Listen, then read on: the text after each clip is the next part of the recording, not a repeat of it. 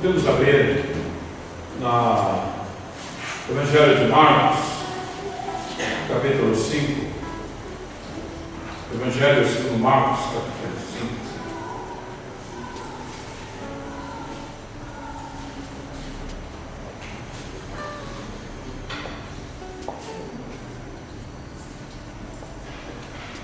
Amém? Chalei?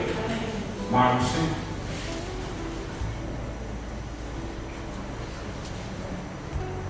Vamos usar esse aqui como evangelho básico. Marcos 5, versículo 1. Chegaram a outra banda do mar, à província dos Gadarenos, e saindo Jesus do barco, lhe saiu logo ao seu encontro dos sepulcros um homem com espírito imundo, o qual tinha sua morada nos sepulcros, e nem ainda com cadeias o podia alguém prender, porque tendo sido muitas vezes preso com grilhões e cadeias, as cadeias eram por eles feitas em pedaços, e os grilhões em migalhas, e ninguém os podia amansar. E andava sempre de dia e de noite, clamando pelos montes e pelos sepulcros, ferindo-se com pedras. E quando Jesus viu ao longe, correu e adorou. E clamando com grande voz, disse: que tenho contigo, Jesus, Filho de Deus Altíssimo, conjuro-te por Deus que não me atormentes. Porque ele dizia: sai deste homem espírito imundo. E perguntou-lhe: qual é o teu nome? Ele respondeu dizendo: Legião, meu nome, porque somos muitos. E rogaram-lhe muitos que não os enviasse para fora daquela província. E andava ali pastando no monte um grande manada de porcos. E todos aqueles demônios lhe rogaram, dizendo: manda-nos para aqueles porcos, para que entremos neles. E Jesus logo lhe permitiu. Saindo aqueles espíritos imundos, entraram nos porcos, a manada se precipitou como despenhaderam no mar, e eram quase 2.000. E a manada se precipitou. Versículo 18. Não, versículo 15. E foram ter com Jesus, e viram o endemoniado que estivera a legião, assentado, vestido em perfeito juízo, e temeram. E os que aquilo tinham visto contaram-lhe o que acontecera ao endemoniado e acerca dos porcos. E começando a rogar-lhe que saísse de seus termos, e entrando no barco, rogava-lhe o que for endemoniado que o deixasse estar com ele. Jesus, porém, não lhe permitiu, mas disse-lhe: vai para a tua casa, para os teus, anuncia-lhes quão grandes coisas o Senhor te fez e como teve misericórdia de ti. E ele foi e começou a anunciar em Decápolis como grandes coisas Jesus lhe fizera, e todos se maravilharam. Amém? Irmãos, para quem não me conhece, sou o pastor Paulo, como falou.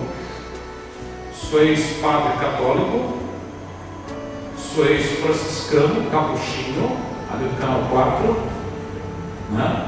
Estudei fora do Brasil, filosofia no Mosteiro São Bento, teologia na PUC, e trabalhei muito tempo, né, na Igreja Católica, 3 anos com os leprosos em Anápolis, fiquei 1 ano e meio no Carandiru como capelão dos presos, escolas clínicas,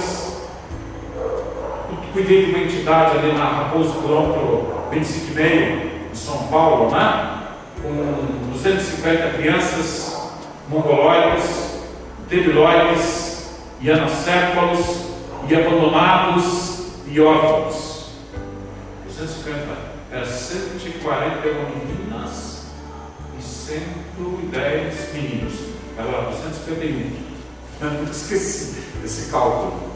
Mas houve um dia na vida que tive um encontro com o Senhor. Porque o que acontece é o seguinte: uma coisa é uma religião, outra coisa é experimentar Deus. E tem um detalhe: eu fui muito tempo religioso. Eu fazia, meus superiores me ensinaram Eu dava aula, eu ministrava filosofia, teologia na Igreja Católica, eu me achava muito bom, muito bom. Só que passado o tempo, tinha um vazio interior. E houve momentos na vida que eu achava assim que trabalhava, e as coisas não aconteciam. Era como se eu estivesse no mato, no capinzal. Não sei se você já trabalha na roça, né? Você capina, daqui a uns 3 dias você olha para trás, os matos tudo, né? E eu falei, Senhor, o que eu estou fazendo nisso aqui?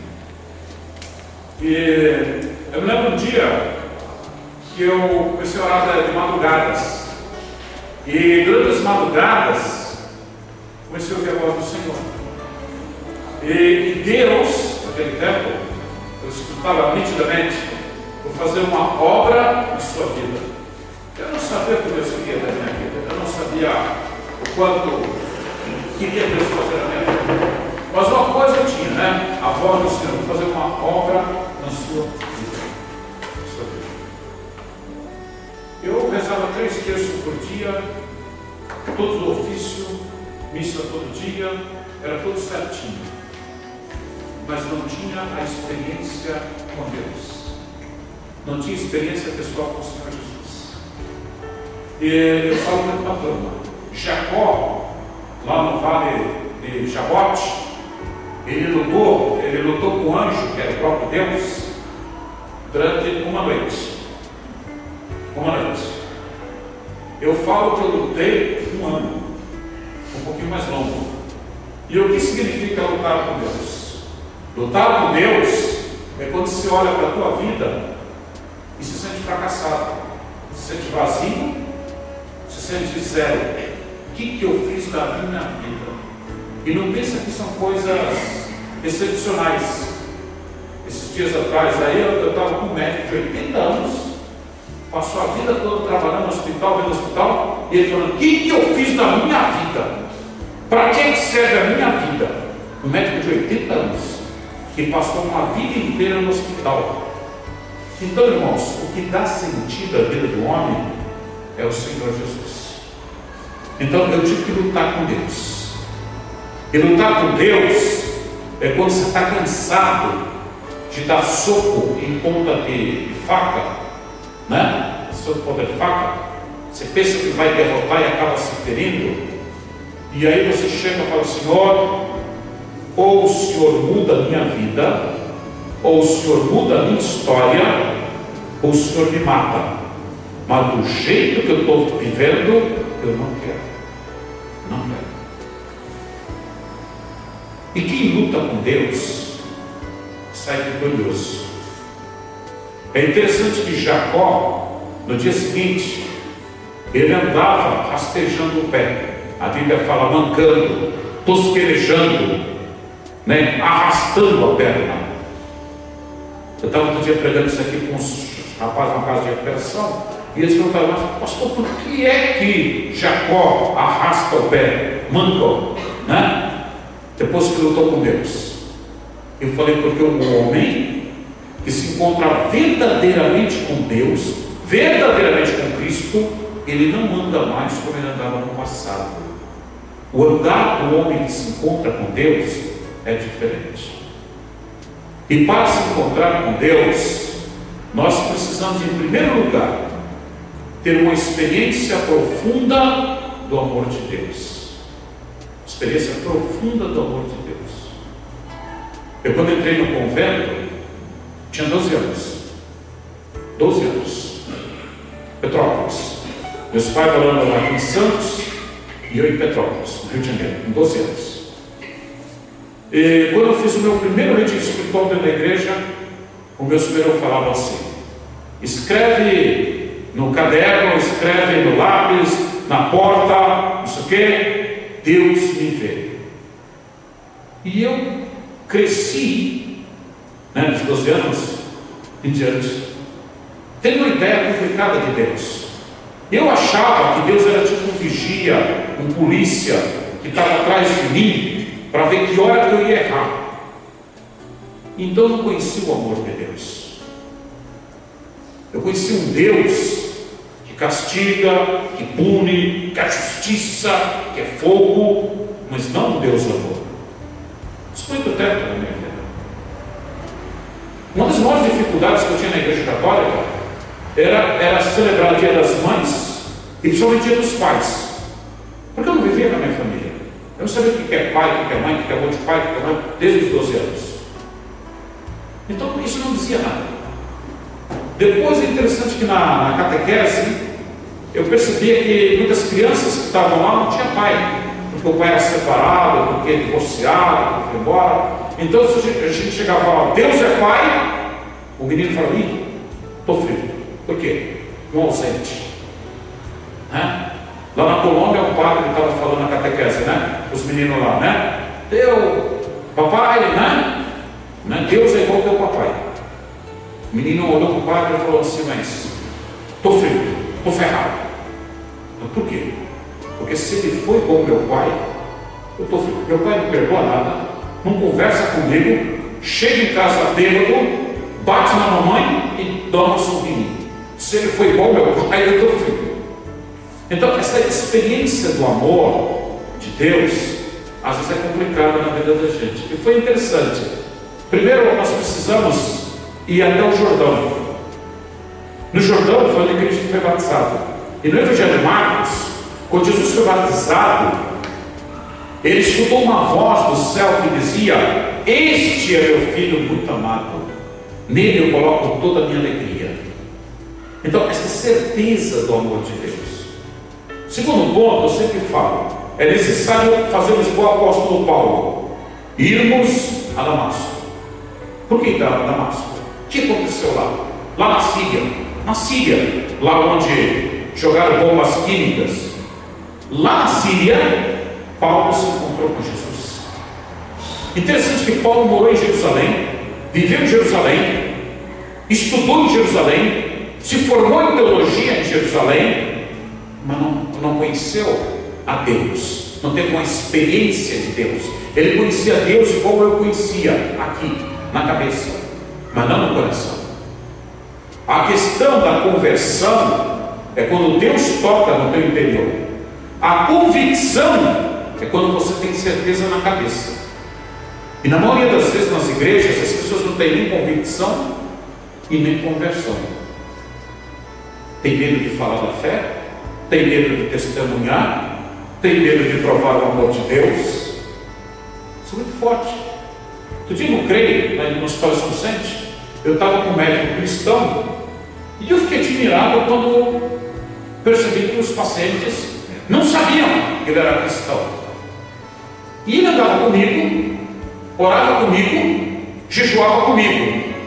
Mas eu fiquei estranhando porque os pacientes não sabiam que ele era cristão. E eu olhei para a cara dele e falei, o senhor virou agente secreto? Ele falou, como assim? O povo não sabe que você é cristão. E eu pressionei ele. Falei, cadê teu testemunho? Cadê tua convicção? Tu está com medo do quê? E foi engraçado que ele é cirurgião ortopedista, né? Ele tinha uns pacientes internados nessa mesma hora. Ele subiu para ver os pacientes que estavam internados lá dentro do segundo andar. E quando ele chegou ia passar na frente de um quarto, um homem chamou ele, que estava com a perna engessada, amarrado lá com as cordas, com o pé para cima.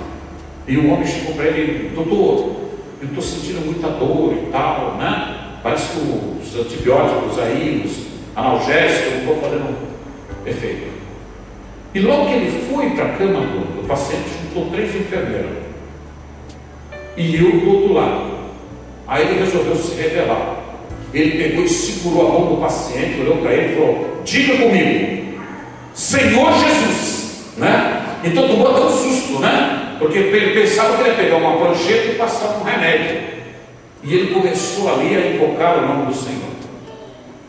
Interessante, ele saiu do quarto, sem dar nenhum remédio. E continuou visitando os pacientes. Na volta, o paciente daquele quarto chamou ele e falou para ele, olha, muito obrigado. Não estou sentindo mais dor nenhuma.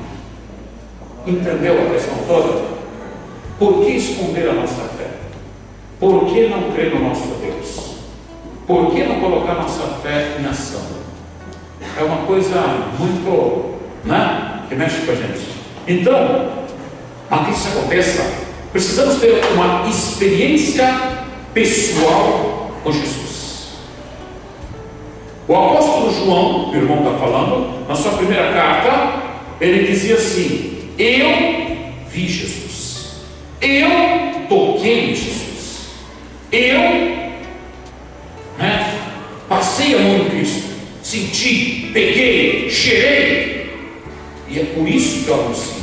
Ou seja, para a gente falar de Cristo, nós temos que ter uma experiência pessoal, real com Cristo. A gente vai para a igreja muitas vezes porque ouviu falar que é bom ser crente, que é bom ter uma religião, que é bom, é legal escutar alguns hinos, que é gostoso, que eu não tenho nada para fazer no domingo, eu vou na igreja que eu não gosto do Faustão. Irmãos, está faltando uma experiência pessoal, real com o Senhor. E esta experiência muda tudo.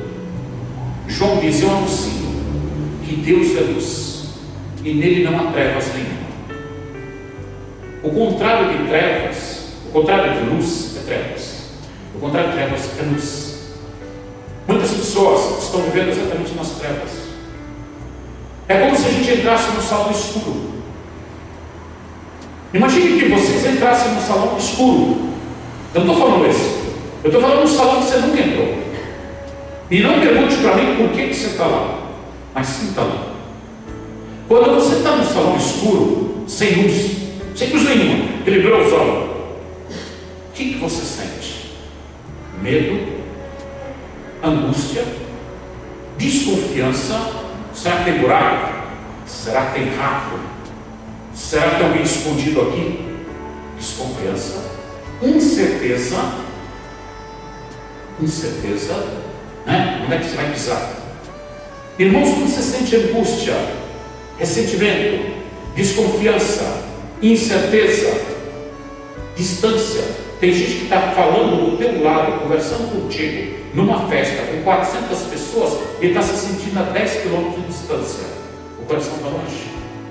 Tem gente que tem a sensação de rejeição, e a rejeição, sabe quando começou? No útero da mãe. Outro dia eu estava em Anápolis, um pai chegou para mim chorando por causa que o filho estava usando droga. E ele dizia assim: mas eu eduquei ele, eu dei educação, botei, tal. Como é que aconteceu? A droga não é o problema. O problema é que está no interior da droga. O homem, quando sente no coração a tristeza, o vazio, o medo, a solidão, a angústia, ele tenta saídas. Porque quando você está no salão escuro, o que você faz? Você fica apalpando a parede, à busca do quê? Do interruptor, da luz. Por que você está apalpando? Porque está escuro. Você sente medo, sente dúvidas, incerteza, insegurança, fobia, trauma. Não está legal. Eu tenho que sair desta. Esta tentativa de achar uma luz, o homem coloca a religião, o sexo, a droga, o álcool, o fumo. O que é isso? É tentativas de achar uma luz para uma angústia, para uma rejeição, para o medo, para a dúvida, para a incerteza que está na alma dele. Está na alma dele.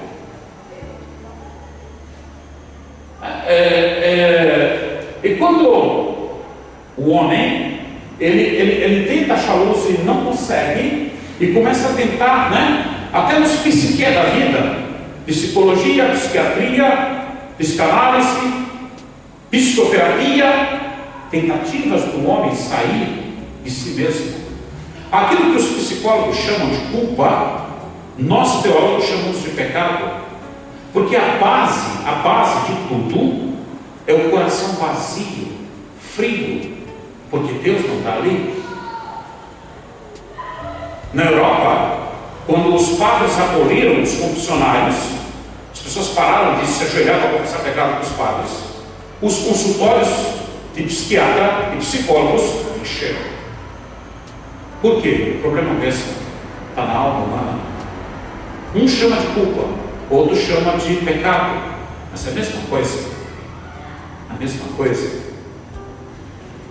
E quando as trevas, quando não há saída, elas geram o quê? As doenças. Doenças da alma, doença do corpo e doença do espírito. Doença do espírito. Doença da alma, a depressão. Você não tem vontade de sair do quarto. Deprimido gosta de quarto escuro com televisãozinha baixa. Síndrome do pânico, não quer sair na rua. Sabe, soa, o coração acelera, não consegue chegar no emprego. E aí vai. Doenças do espírito, não ora, não tem prazer em vir no culto, não consegue jejuar, não consegue ler Bíblia, não consegue ficar 5 minutos de joelho. O espírito está doente. Doença do corpo. A solidão que estava lá em tu, você tentou abafar ela com o sexo. Aí começa a sair com um outro para poder suprir uma solidão. Outro dia eu estava na igreja pregando, né? Falamos até sobre isso, esse aspecto. E depois, no final do culto, uma mulher me procurou e falou: olha, eu passei por isso. Uma mulher bonita, jovem, né? Eu tinha muita solidão no meu coração e buscava na cama, no prazer sexual, uma tentativa de compensar a minha solidão. E estava com AIDS. Pegou AIDS. Entendeu onde é que começou o problema? Com solidão. Depois veio o sexo como tentativa de saída. E por fim, a doença. Porque as trevas geram doenças. E as doenças geram a morte. E a morte do corpo, a morte da alma e a morte do espírito. E o contrário disto é o que João prega. Deus é luz. Se você está na luz, você não tem medo. Você não tem desconfiança. Você não tem certeza. Nas igrejas, às vezes as mocinhas falam: eu não consigo confiar em homem nenhum.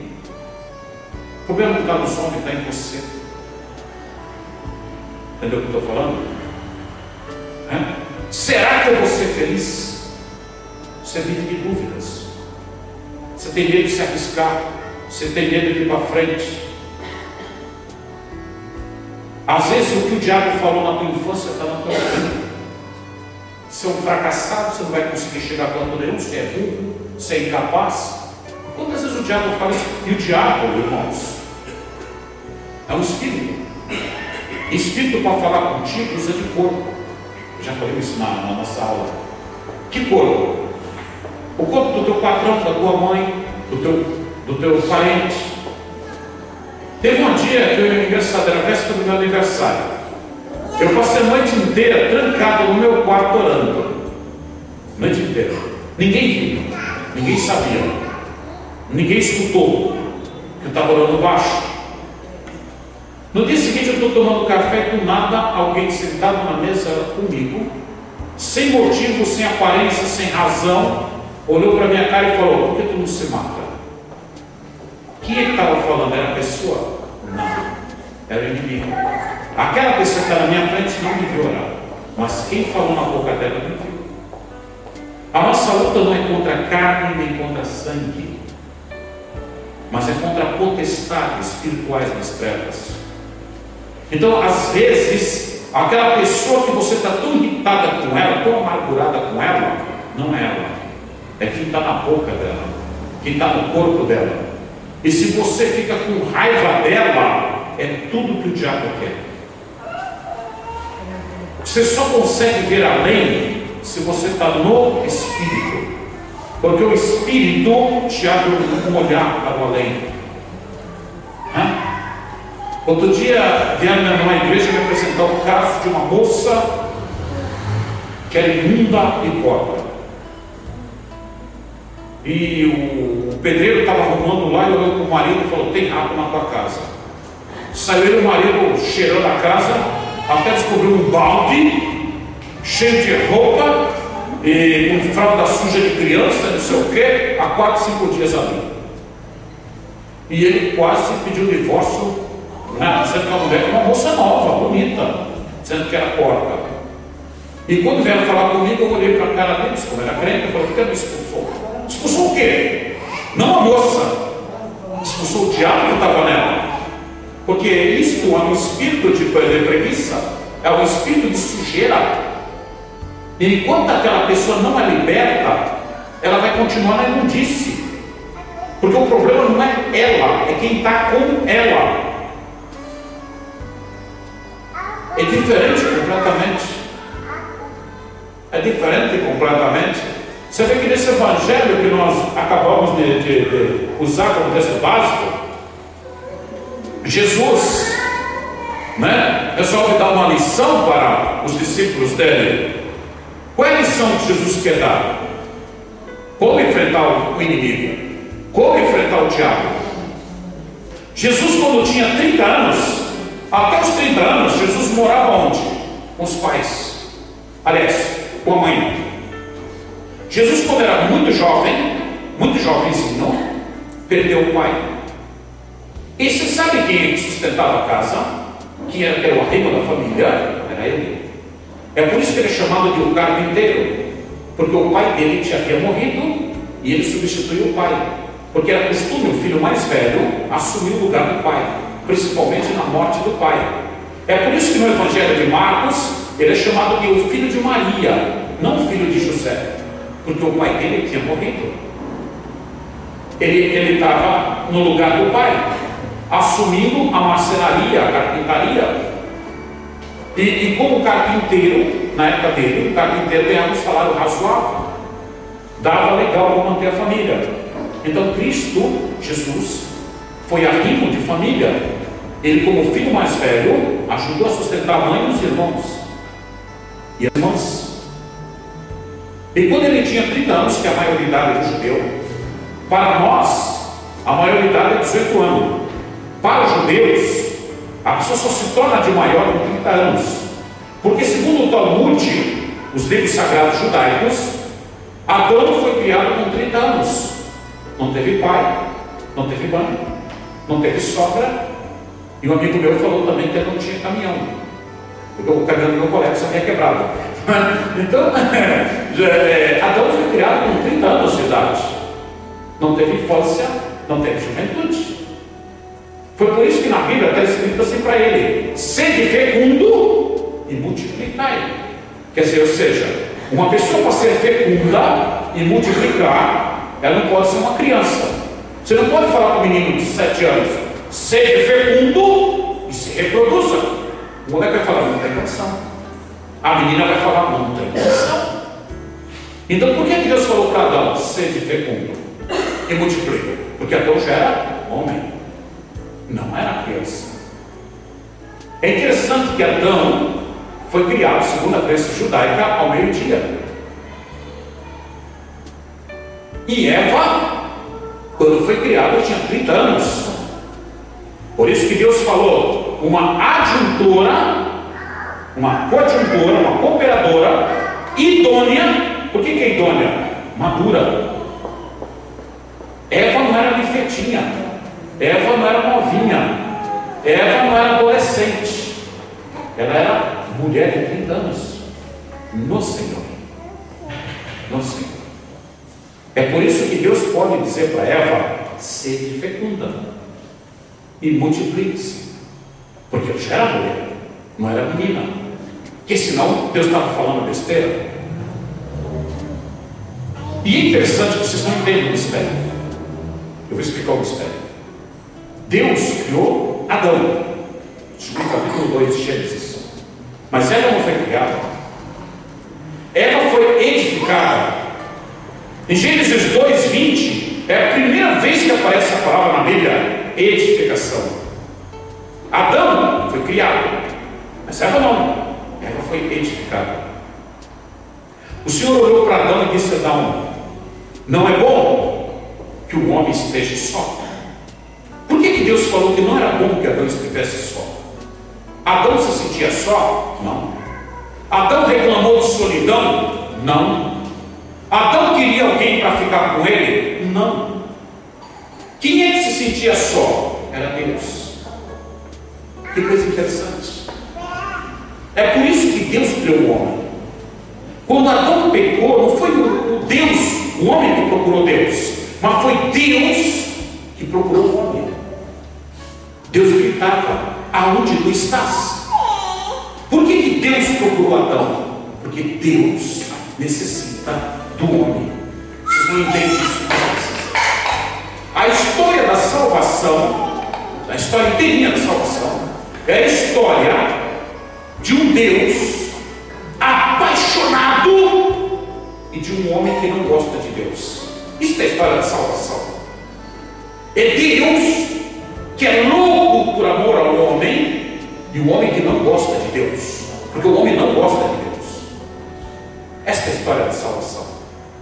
Então Deus disse a Adão: não é bom que o homem fique só, porque ele, Deus, se sentia só. Isso na psicologia a gente chama de projeção. Quer dizer, uma necessidade do outro que tu transfere para o outro. Minha mãe, né? Ele viu minha mãe? Minha mãe, ela está com problemas, agora tirou um tumor no cérebro, está com a válvula de hidrocefalia no cérebro. E é engraçado, porque às vezes quando ela quer comer, ela chega para mim e fala assim: você já almoçou? Você está com fome? Quando ela começa a perguntar, me questionar se eu estou com fome, se eu já comei, eu já sei, ela está com fome. Entendeu? Ela não fala, eu estou com fome, mas ela pergunta para mim: você está com fome? Você já comeu? Quer dizer, automaticamente eu sei que ela está precisando de comida. Eu corro para a cozinha, né? Eu sou cozinheiro. Então, resultado, eu entendo a situação. Então foi a mesma coisa de Deus. Não é bom que o homem esteja só. Deus projeta a sua necessidade no homem. E aí o que Deus fez? Deus fez o homem dormir. Na Bíblia, dormir significa morrer. Há um tempo atrás eu tinha um aluno meu de teologia, que a esposa estava querendo se separar dele. Eles ficavam uma hora no telefone reclamando com ele: olha, pastor, minha esposa virou a cabeça, não quer ir para a igreja, e não sei o que, não sei o que lá. E quando ele começou a se queixar muito, o que eu fiz? Procure seu pastor. Eu faço isso. Vai procurar seu pastor. E ele foi procurar o pastor dele. Eu falei: mas eu procurei. O que teu pastor falou? Mandou orar e jejuar. Eu falei: então faça isso. Passado um tempo, ele todo mundo: pastor, não está resolvendo, minha esposa está querendo ir embora, e não sei o que, não sei o que lá. E sempre aquela. E foi interessante que um dia ele me liga, 3 da tarde, e começa a se queixar no celular sobre a esposa. Eu falei: irmão, eu tenho uma resposta para você. Ele falou: o quê? Adão dormiu. Ele falou: tá bom. Ele falou: tá bom, mas o que o senhor quer dizer com isso? Eu falei: o que está escrito? Adão dormiu? Como assim? Eu falei: Adão é igual tu. Queria uma esposa ideal. Sabe aquele negócio de sonhar com o príncipe? Sonhar com a esposa, com a princesa? Adão talvez sonhou com isso tudo. Achou? Não achou. Porque a Bíblia fala que ele não encontrou na face da terra alguém que pudesse ser sua conjuntora, sua auxiliadora idônea. Então o que Adão fez? Dormiu. E quando Adão dormia, ou seja, estava morto, Deus tirou uma costela de Adão, e da costela ele edificou uma mulher. E quando Adão acordou do sono, houve o primeiro casamento. Deus pegou Eva pelo braço, assim como o pai pega a noiva, né, que quando entra na igreja, no casamento, e levou ela até Adão. E Adão recebeu Eva da própria mão de Deus, como um pai que entregou a filha, o noivo. É o primeiro casamento. E quando Adão olhou para Eva, ele falou: é carne da minha carne, é sangue do meu sangue. Ou seja, é tudo que eu sonhei na vida, é tudo que eu desejei, é tudo que eu procurei. Então Eva é fruto da morte de Adão e do trabalhar de Deus. A gente não tem poder de mudar a cabeça de ninguém. A gente pode dar conselho com o filho, orientação com a pessoa e mais nada. Mas Deus, Cristo, quando ressuscitou, Ele entrou para dentro de nós. O Espírito Santo, ele entra na nossa vida, ele entra na nossa mente, ele entra na nossa história e ele muda o nosso ser. Eu não tenho poder de entrar em ninguém, mas o Espírito entra. Ele tem poder de mudar a cabeça, tem poder de transformar. Então, Eva é fruto da morte de Adão e do trabalhar de Deus. E eu dizia para o meu aluno: você está tentando salvar teu casamento, você está tentando mudar a cabeça da tua esposa, você está tentando resolver as coisas. Morra, pare com tudo isso.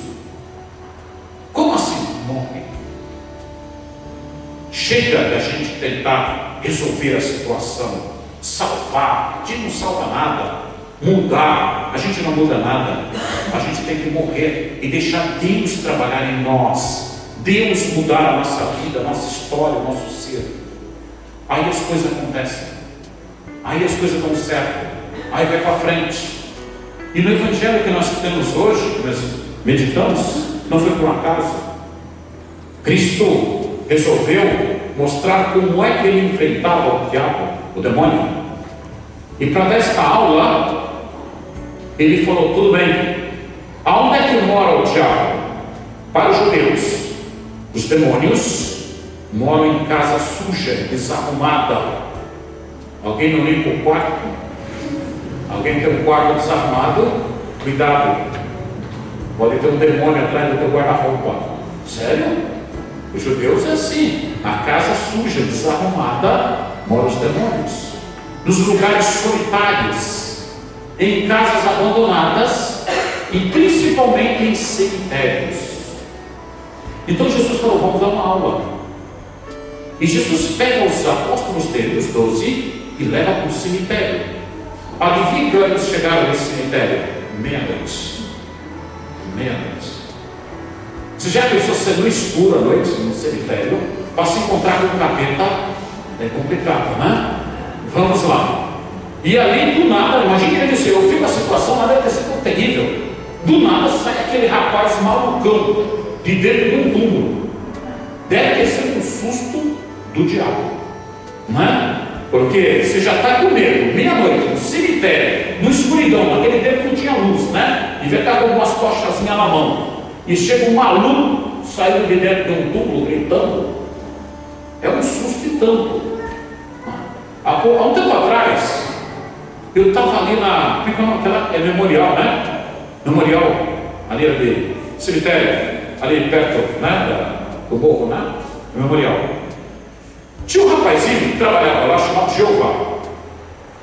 E eles iam enterrar uma senhora, só que ela era muito gorda, sabe que eles caçaram junto? E aquelas gavetas lá não estavam cabendo no caixão. E era sábado à tarde, o Jeová doido para ir para casa, porque ia tomar banho para a balada. E o chefe lá do memorial falou: não, você só vai sair daqui quando você alargar essa gaveta.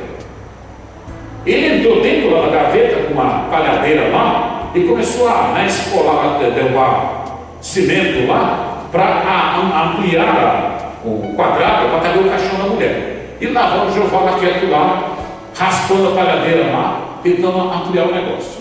Nisso, chega um casal de portugueses para conhecer como é que era o negócio, como é que funcionava. Então, os dois andando, né, para cima e para baixo, aqui mirando, né? E a portuguesa é receosa, né, que ali é lugar do cemitério. Isso de tarde no sábado. Do nada, o Jeová sai de dentro do buraco e fala: estou de saco cheio de ficar dentro desse buraco. Nada assim, a portuguesa gritou: Jesus, Jesus, Jesus, e descer essa escadaria, né? Quando eu fui olhar, eu era todo iluminado. Você está entendendo, né? Isso de dia no sábado à tarde. Agora, imagina, né? O camarada meia-noite no cemitério, né? E outra portuguesa, né? Eu achei engraçado, né? Eles estavam apostando como é que ia botar os parentes da portuguesa, né? E o cara pula lá dizendo: eu estou de saco de ficar nesse buraco, né? E todo sujo de cal, né? Então rezávamos, mas o Senhor foi lá. Mas é interessante que veio ao encontro de Jesus esse rapaz. Como é que era esse rapaz? Como é que era a vida dele? Primeiramente, olha para mim de vocês, no 5, né? Ele morava no sepulcro, lá o versículo 3. Sepulcro é lugar de quê? De mortos.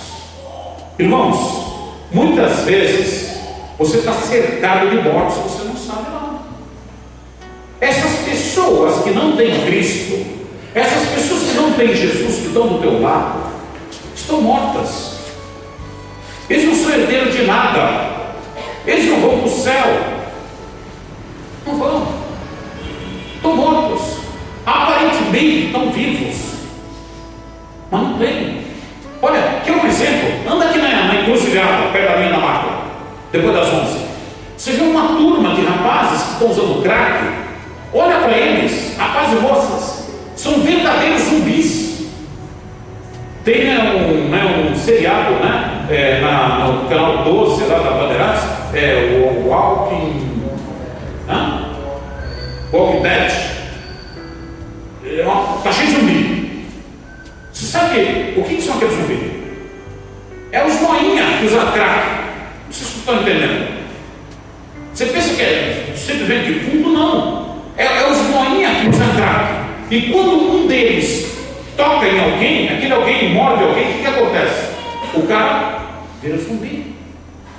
O cara entra no meio dos noinha achando que está tudo legal, daqui a pouco é tudo alugado. E está cheio desses caras. Sabe, você olha aquela roupa, não tem corpo, não tem roupa, sujo, imundo, né? Comendo, eu já vi gente comendo na lata de lixo, pegando ponta de cigarro no meio da rua. É toda uma destruição. Toda uma destruição. Então o que acontece? Esse rapaz morava no meio de defuntos, e muitas vezes a gente está cercado de mortos, defuntos. Outro detalhe, e nem com cadeias, versículo 3, podiam alguém prender. Olha só, ele tinha uma força que arrebentava cadeias, arrebentava grilhões. Só que tinha um detalhe, tinha algo dentro dele que era tão ruim, tão ruim, tão ruim, que ele não tinha força para arrebentar. Ele arrebentava as correntes externas, mas as correntes internas ele não tinha como. Precisava de uma força maior. Outro detalhe, versículo 5: andava sempre de dia e de noite. Ele sofria de dois males. Ele sofria de ansiedade. A pessoa ansiosa não consegue ficar parada. O namorado disse para a menina: vou passar aí para te pegar às 8 horas. 7 horas ela está tomando banho, se perfumando e papapá. Chegou 8 horas, cadê o bendito? Ainda não chegou. Toca o telefone, ele vem quem corre para pegar o telefone. Ela toca a campainha, ela vai para a campainha. Ela vai umas 10 vezes na janela, na sacada, para ver se o cara está chegando. Está 8 horas, 8h05, 8h30, 9 horas. O homem não chega, ela está rodando a casa inteira. O que é isso? Ansiedade. E ansiedade é normal? Não. Jesus fala: não andeis ansiosos. A ansiedade é um pecado. Não andeis ansiosos pelo que vocês vão comer, nem que vocês vão beber, nem que vocês vão vestir. A vida do homem não se constitui em comida e bebida. Não andeis ansiosos. Quem fala isso não sou eu, é Cristo. O que é preocupado? Preocupado significa que você está ocupado e adiantando algo que vai vir depois. Pré-ocupado. Ou seja, ocupado antecipado. É isso que é preocupado. E a preocupação leva à ansiedade. Porque o camarada fica rodando, não consegue estar parado. Segundo ponto, aqui fala que ele andava sempre dia e noite. Quem passa as noites acordado, o que sofre? Insônia. Então ele era ansioso e possuía insônia. Outro detalhe: andava clamando, gritando pelos montes e pelos sepulcros, e ferindo-se com pedra. O que é ferido-se com pedra? A tentativa dele se matar. É aquela coisa que estava dentro dele, era tão ruim, que algumas vezes ele tentava tirar a própria vida. Por isso que ele se feria com pedra. Uma vez, quando eu estava em Goiânia, me chamaram no hospital para ver uma jovem que tinha tentado se suicidar. Ela tomou uns comprimidos e ficou esperando lá. Daqui a pouco ela se ligou com o 192, chamou a ambulância e foi para o hospital. Aí isso me chamaram lá. Quando eu cheguei no hospital, eu falei para ela: escuta, fazer duas perguntas. Primeiro, por que eu queria se matar? Não porque minha vida é inferno, porque não funciona, está tudo errado, não, porque sempre assim, né? O Nietzsche, aquele filósofo louco, dizia: o inimigo é o outro, o problema é o outro. Às vezes a gente não entende que o problema somos nós. Você pega um camarada que é psicopata, psicossocial, mas tem muita coisa que não chega a ser psicopata, né? Esse será o opinião, não. É o psicossocial, aquele que não se adapta da família. Tu chega lá dentro do cara, ele reclama do pai, da mãe, do irmão, todo mundo, né? Meu pai não presta, minha mãe não me entende, meu irmão não sei o quê, E quando ele fala contigo, se tu não tem experiência, tu vai pensar: coitado do rapaz. Quando tu vai ver a história, na verdade, você vai ver que ele é o problema da família. Ele inferniza a vida de todo mundo e ainda sai falando que é a vítima. Tem esse problema. É que as pessoas às vezes acham que o problema é o outro. Outro dia, depois do culto, uma menina: olha por mim. Por quê? Ah, minha vida é um inferno. Como assim? Não, a minha casa é um inferno, minha família é um inferno, não sei o que lá, inferno. E eu falei: e tu? É um diabo a mais? Eu reclamava. Se tu está no inferno, quem tu é? Porque muitas vezes a gente acha que o problema é o outro. O inimigo é o outro. É o outro que tem que ouvir. É o outro que tem que mudar. É o outro que tem que tomar vergonha. É o outro que tem que crescer. E tu? Por que tua vida está assim? Vocês viram uma moça ligando para mim, chorando no telefone, que o marido foi embora. Depois veio chorar para mim que o marido tinha arrumado outra, que viu os dois andando de mão dada, aquela coisa toda. Eu falei: olha, pelo jeito, ela se afinou com ele. Eu falei: eu vou te perguntar para tu, ele se sente bem do teu lado? Você é uma mulher que valoriza o homem? Você é uma mulher que as pessoas podem ficar do teu lado e falar: tô legal, tô bacana? Ou você é aquela pessoa que a gente entra, fica do lado e a gente quer ter vontade de correr? Aí ela parou para pensar. Porque muitas vezes a gente acha que o problema é do outro. Eu estava com um grupo de casais, né, fazendo tipo terapia, e eu fiz uma proposta para eles: a lei do silêncio. A lei do silêncio. Se está com um problema com a mulher, querem discutir, podem. Detalhe: por escrito. Não falar. Você pode até xingar ela, mas tem que ser escrito. Aí eu falo: como funciona? Você coloca uma caixa na geladeira, tudo que tu tiver para jogar para fora, escreve no papel e coloca lá. O outro lê e responde no papel também. Tinha uma moça casada com um professor de faculdade, né, que reclamava muito do homem. Quando chegou na outra semana, encontro com ela, ela estava murcha. O que aconteceu? Eu falei: fiz aquilo que o senhor falou. E aí? Bom, aí eu descobri que o problema da relação sou eu. Eu falei: como assim? Eu peguei o papel e comecei a escrever. Aí depois fui ler o que eu tinha escrito. Aí comecei a pensar: poxa, eu peguei muito pesado, né? O homem não é bem isso, né? A coisa não é bem assim. Resultado: ela não entregou o papel para ele e rasgou e descobriu que era o problema da relação. Porque muitas vezes a gente acha que o problema é o outro, mas o problema somos nós. A nossa igreja não está cheia com pastor. O problema é o outro, não, o problema somos nós. Nós. O Senhor está em nós. A questão não é as paredes, não é o local, é o interior do homem. Não é o que a gente fala, o que a gente pensa, o que a gente... mas é quem está dentro de nós. A coisa mais séria é quem preenche o teu coração, é quem é a razão da tua vida, quem é o objetivo da tua história. Para que você nasceu? Passar um tempo, ter uma profissão, trabalhar, morrer, ir embora? O que tu vive? Qual o sentido da tua vida? É interessante que às vezes as pessoas chegam para mim e falam assim: eu tenho vontade de morrer. Eu falo: o problema não é morrer. Morrer, todo mundo vai morrer. Ou de doença, mais cedo, de velhice, mais tarde. O grande problema não é morrer, é para onde tu vai. Porque você pode ver que quando o bandido está acuado pela polícia, que ele percebe que ele vai morrer, o que ele faz? Se entrega. Por quê? O problema não é morrer, é para onde ele vai. É depois da morte. A coisa mais séria. Depois não tem volta. Agora ele ainda pode voltar atrás, mas depois não tem mais retorno.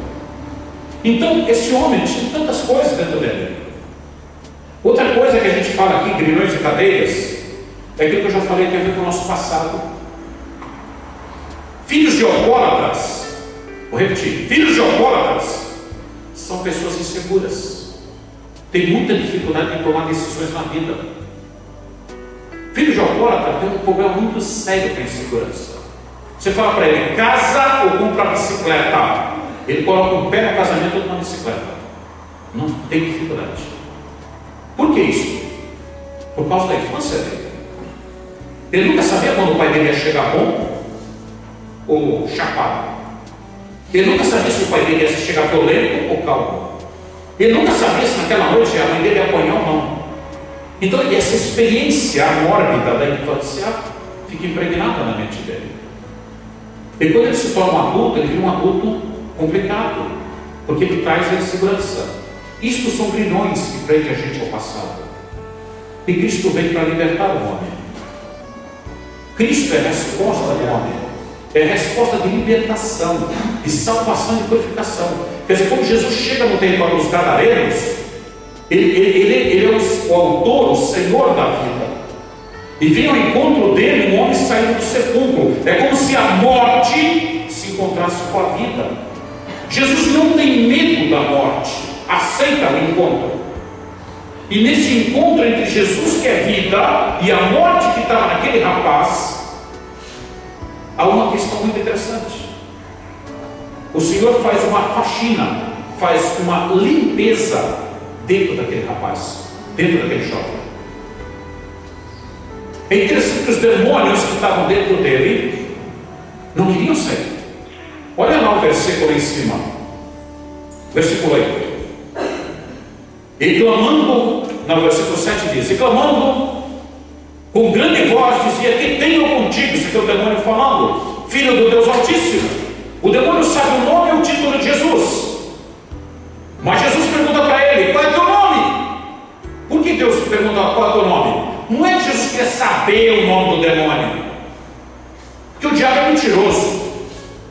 Jesus, quando fala assim, qual é teu nome, ele está dando desprezo ao diabo. Se o diabo conhece o nome dele, se o diabo conhece o título dele, ele olha para o cara e está dizendo assim: e tu, quem é?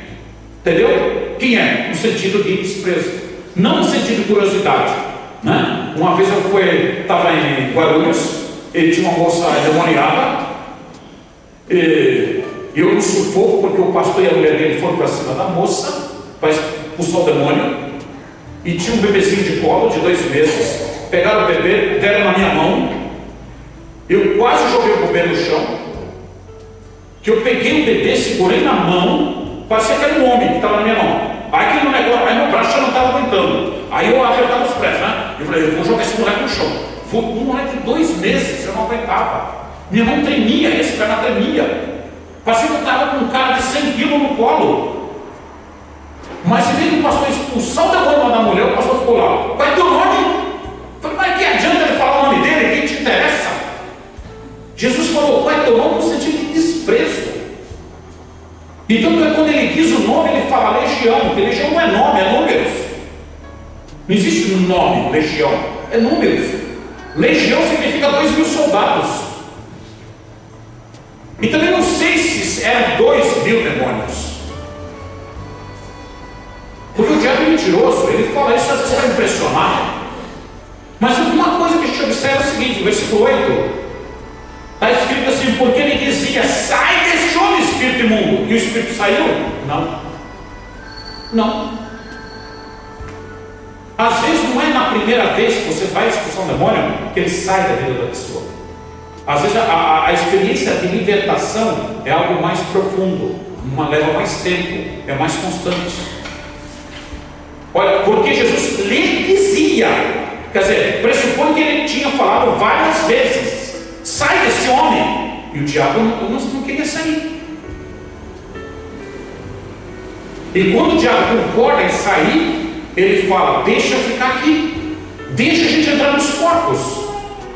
E quando o demônio sai do rapaz, aquela coisa ruim que sai do rapaz, entra nos corpos, o que os corpos fazem? Se suicidam.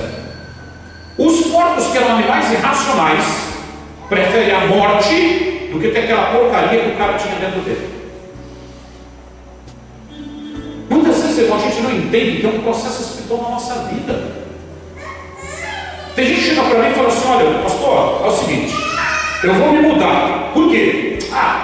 Santos não está pegando nada. Eu tenho um conhecido meu, vizinho, foi lá para Ribeirão Preto e montou um lava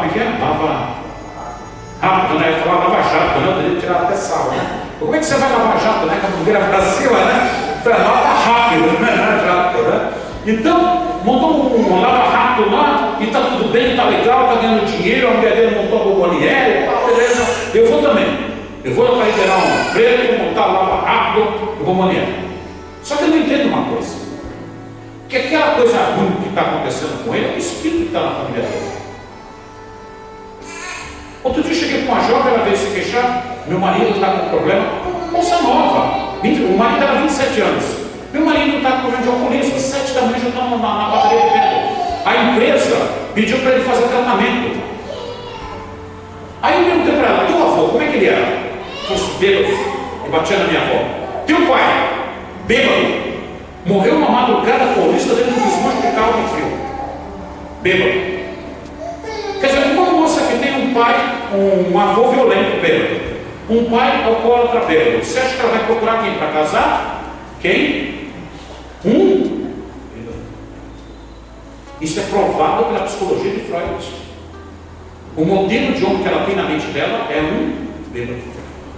E dentro da teologia, a gente vai dizer o quê? É um espírito de alcoolismo que está na família dela. Então ela não quer um cara, é o diabo que procura esse cara bêbado para ela. E o que acontece? Ela casa porque ele reproduz todo um passado. Então o camarada fala: eu vou sair daqui, vou para Ribeirão Preto para ser feliz. O diabo que está voltando a família dele olha para o caminhão e fala: para onde eu vou? Ribeirão Preto. Pula em cima do caminhão e vai junto. E quando o cara chega lá pensando que vai dar certo, fica pior a situação do cara do que quando estava aqui. Vai tudo por pé de água. Porque ele não entende que o nosso problema não é o local, não é externo, não é o espaço que a gente encontra. A nossa vitória, a nossa derrota está dentro de nós.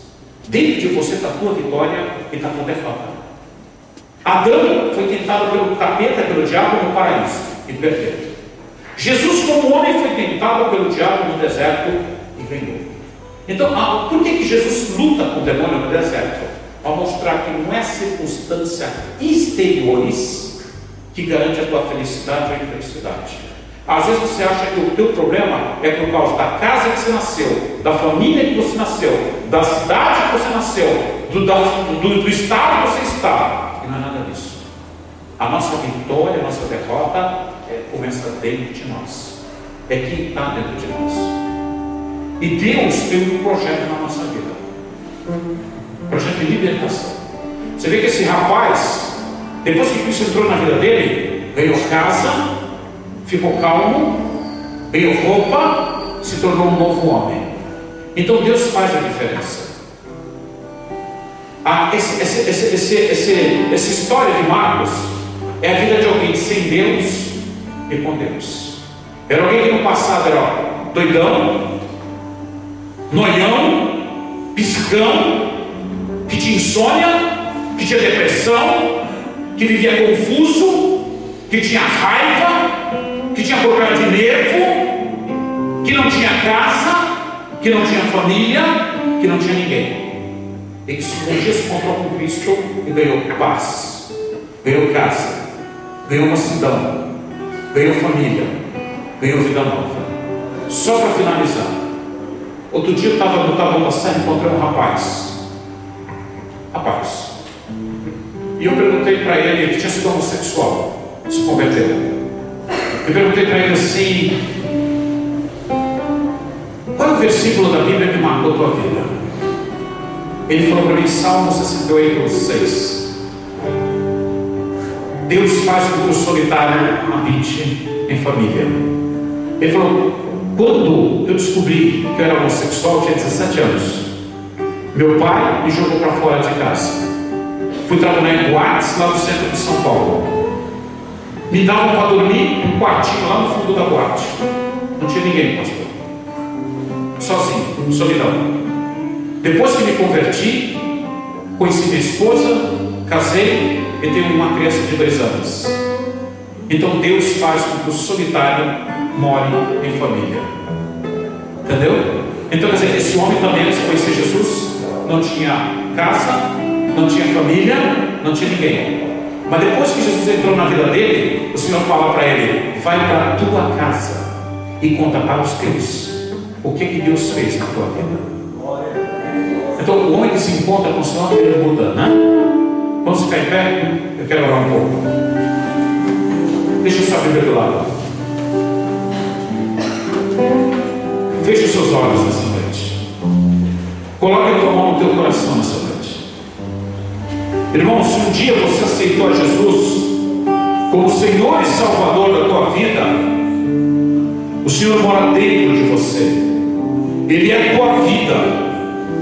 Eu quero que você olhe para dentro de você, teu coração, pelo olhar da fé. Eu quero que você veja que o Senhor mora na tua vida, que Deus habita no centro da tua vida.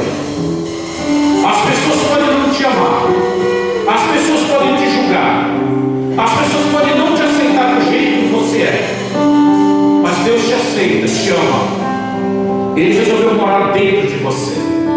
Ele resolveu ser a tua vida. Ele resolveu ser a tua esperança, a tua paz, a tua saúde, a tua vitória. Eu não quero que você saia desta noite sem pedir um grande milagre para Deus. Fale com Jesus que mora dentro de você. Peça um grande milagre a Deus nesta noite. Irmãos, eu creio que alguém está precisando de porta de emprego. Alguém está precisando de uma da saúde. Alguém tem uma causa na justiça para ser resolvida. Alguém tem um problema sério. Fale com Jesus. Ele mora dentro de você. Ele está no centro da tua vida. Ele te escuta. A tua vida pode ser nesta noite transformada. O teu milagre pode chegar agora na tua vida. A tua história vai mudar. Chega de ansiedade. Chega de nervosismo. Chega da angústia. Chega do medo. Chega da desconfiança. Sinta a paz. Sinta o amor de Deus. Sinta a vitória de Deus na tua vida nessa noite. Sinta o poder de Deus que responde às tuas orações. Senhor Jesus, é nesta noite, ó Pai, nós nos entregamos nas tuas mãos, Senhor. Nós cremos que Tu és o nosso Deus, que Tu és a nossa vida, que Tu és a nossa vitória, Jesus.